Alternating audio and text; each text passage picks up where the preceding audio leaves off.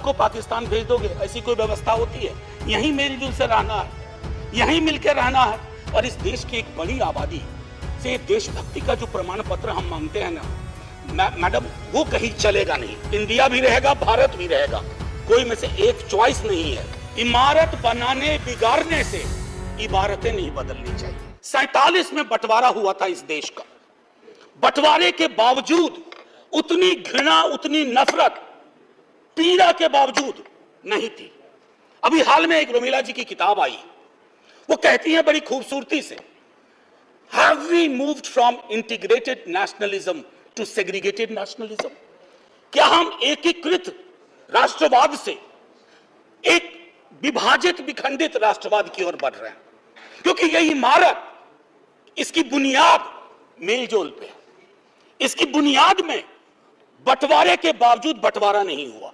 तो मैं हाथ जोड़ के विनती करूंगा, सरकार जरूर बनाइए, अगला चुनाव भी लड़ेंगे, खूब दिल से लड़ेंगे, इंडिया भी रहेगा, भारत भी रहेगा, कोई में से एक चॉइस नहीं है, क्योंकि हमको इंडिया भारत करके जम्बू द्वीप तक नहीं जाना है।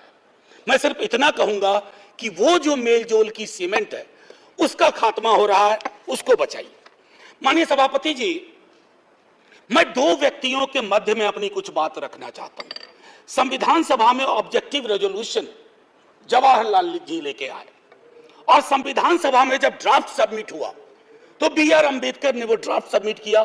तो मैं सिर्फ कहता हूं, ऑब्जेक्टिव रेजोल्यूशन में बहुत सारी बातें थी, ये प्रस्तावना के बारे में, सॉवरेन डेमोक्रेटिक रिपब्लिक के बारे में काफी कुछ बोल चुके हैं, सॉवरेनिटी गिरवी ना चली जाए, मौलिक अधिकारों के बारे में। हमें आपके पीछे एक तराजू है, वो तराजू हमें लगाना होगा कि मौलिक अधिकार में कहां पहुंचे, सॉवरेनिटी में कहां पहुंचे, डेमोक्रेटिक रिपब्लिक के मसले पे कहां पहुंचे। High flying words don't cover up our failures, let's not look for that. और एक मसला आया, उन्होंने एक जिक्र किया ओथ ऑफ टेनिस कोर्ट।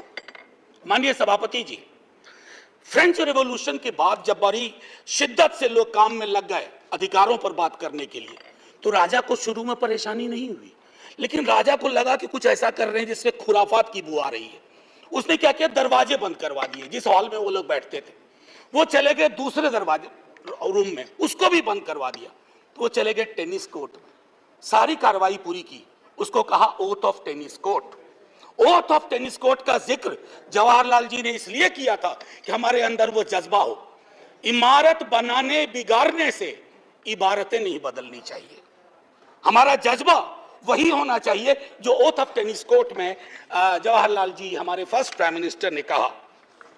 अब आते हैं कि बाबा साहब भीमराव अंबेडकर जी ने क्या कहा। माननीय सभापति जी, आप जिस इलाके से आती हैं, मैं जिस इलाके से आता हूं, वहां ये बातें बड़ी प्रबल है।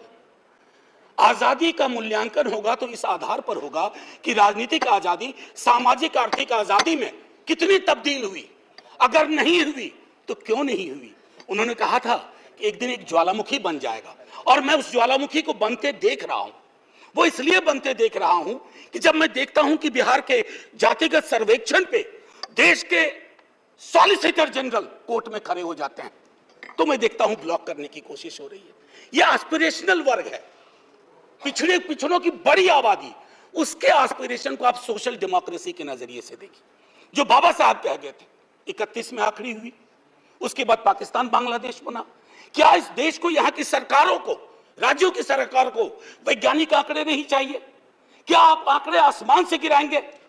मैं समझता हूं आज के दिन यह भी हमें सुनिश्चित करना होगा कि हम इन आंकड़ों को लाएं, उसके आधार पर अपनी नीतियां तय करें। एक माननीय सभापति जी,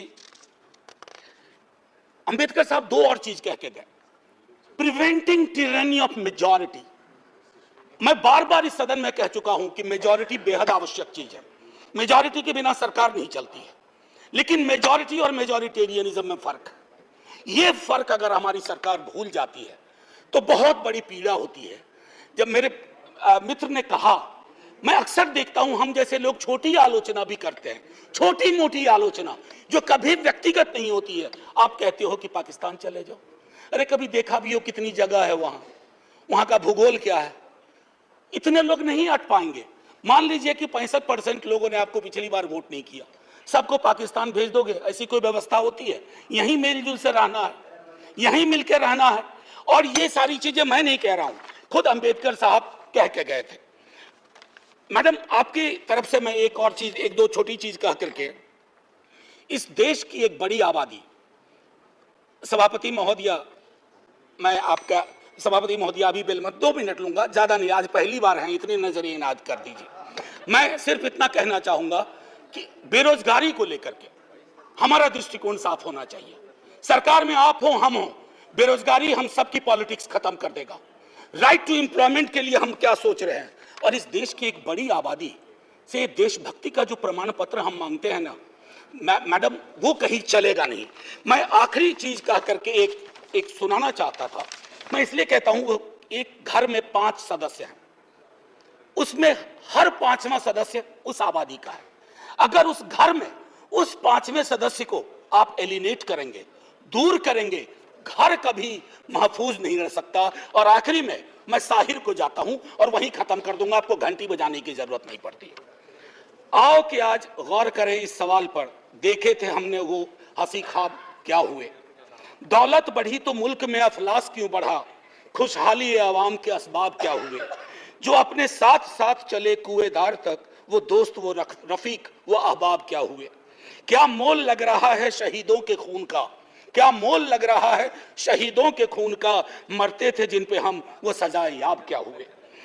बेकस बरहनगी को कफन तक नहीं नसीब, वो बादा आए अतलसों के मुखाब क्या हुए। जमहूरियत नवाज बशर दोस्त अमन ख्वाह, खुद को जो खुद दिए थे वो अलकाब क्या हुए। मजहब का रोग आज भी क्यों लाइलाज है, मजहब का रोग आज भी क्यों लाइलाज है। वो नुस्खा हाय नादिर और नायाब क्या हुए।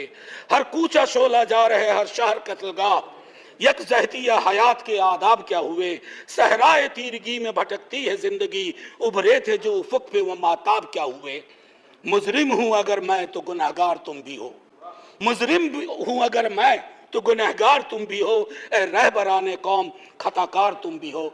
जय हिंद ma'am, and salute to all the freedom fighters, संविधान सभा के उन तमाम लोगों को। और मैं चाहूंगा कि सेंगोल के बगल में एक बड़ी आकृति में इनकी तस्वीरें वहां लगाई जाएं और हमें प्रेरणा देते रहें। जय हिंद। चैनल को लाइक, शेयर एंड सब्सक्राइब करें और बेल आइकन दबाना ना भूलें।